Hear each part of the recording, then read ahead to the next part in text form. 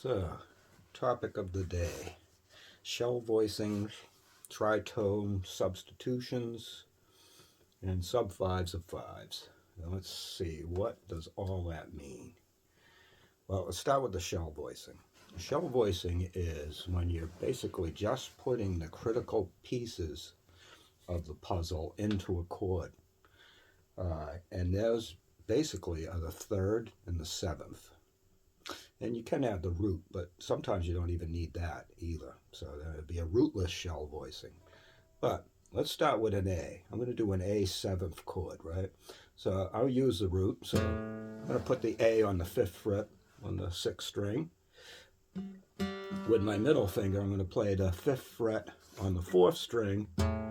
That's giving me my G. That's my flat 7. And then with my pinky, I'm going to throw on the 6th fret on the 3rd string and play just those 3 tones. Right? So that's an A7 shell voicing. I have the root, flat 7, and the 3rd. Right? And like I say, if I drop that root, it didn't lose any of the chord quality, right? Here's the full. So all I did was throw the 5 in, right? I had root 5, flat 7, and 3. So there's no need for you to have to clutter your hand like that, right? Well, in that one, then we're doing a bar shape, right? Which, they're cool. But this is great, right? Okay, so now we can start thinking about tritones, okay? So a tritone substitution, which is really kind of cool, because all I'm going to do is I'm going to take the root and I'm going to substitute it with its flatted 5th. So in that case, it would have been an E flat, right? Okay, and what that gives me actually is an E flat 7th chord, right?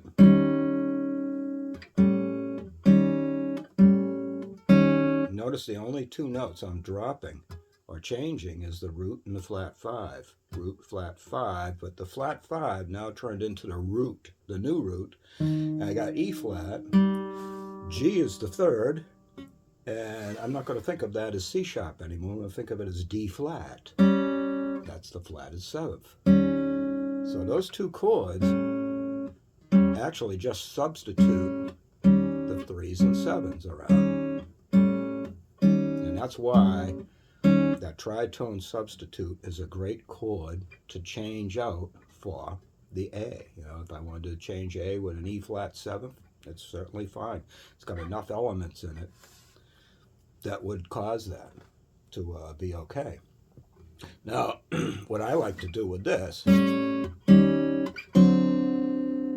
is use that as kind of like a little half tone shift into my D7.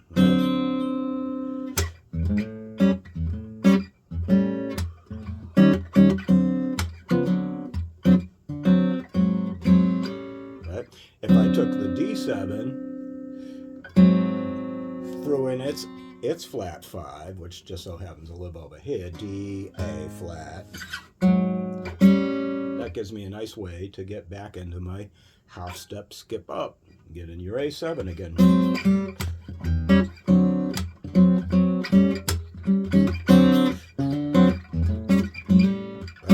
And the other cool thing about these shell voicings, right?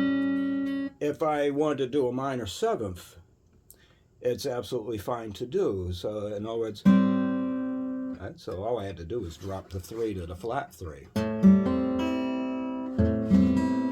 I love using that chord. Now I throw in the 9 and the 5.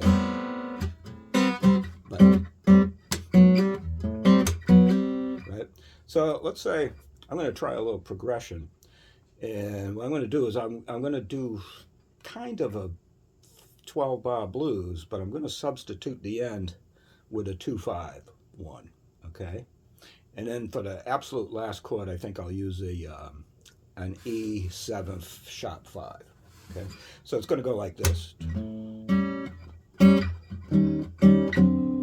We'll use a fast forward.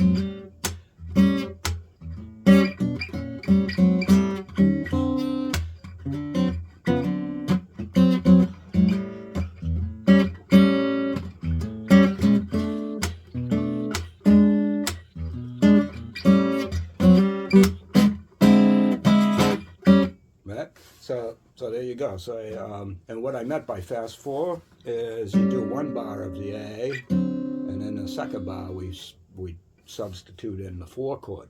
So 4 is D7.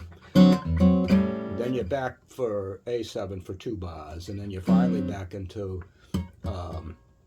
D7 for 2 bars, and back to A7 for 2 bars.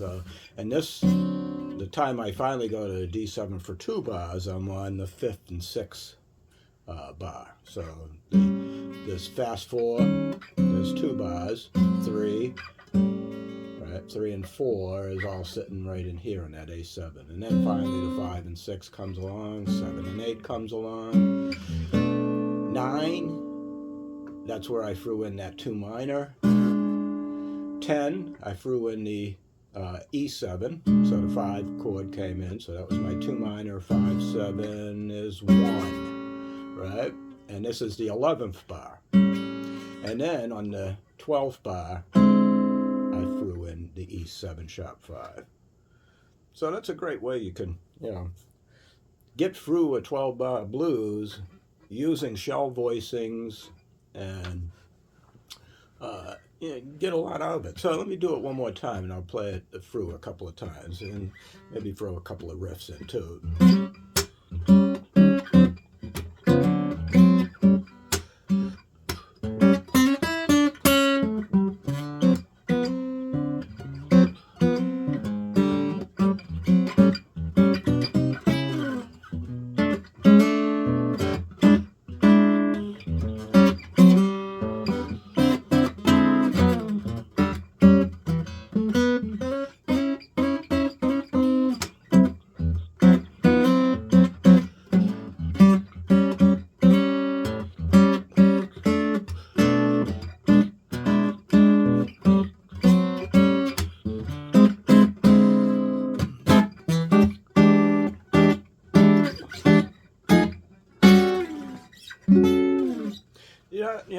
Just dawned on me too. Now, right there, I just use an A13 chord, right?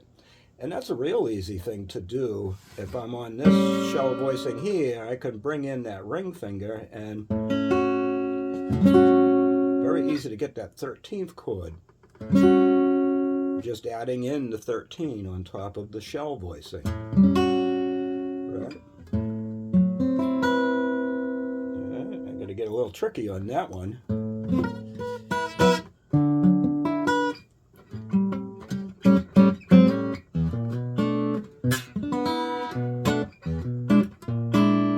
Here's a nice one too. I love doing this. The E7, E7 flat 5 back into the 1. So a lot of things can happen. That's what's really nice about it. I also love using 9th chords. Right? So here's a nice 9th chord. Here I got the 3 and the flat 7 down here, but that allows me to throw in that 9 right there.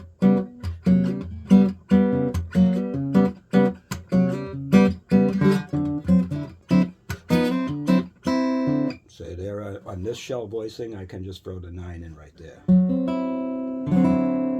Right? And this shape is great because if I take this shape and move it over here, got myself an A7 sharp 9. Right, isn't that cool?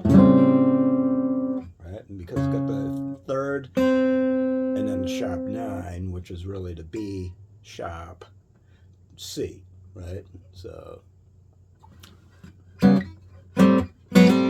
that's that Hendrix sound, right? The sharp 9 chord and the Hendrix chord. They always call it that. Well, anyways, that's something to leave you with. Have a great Sunday.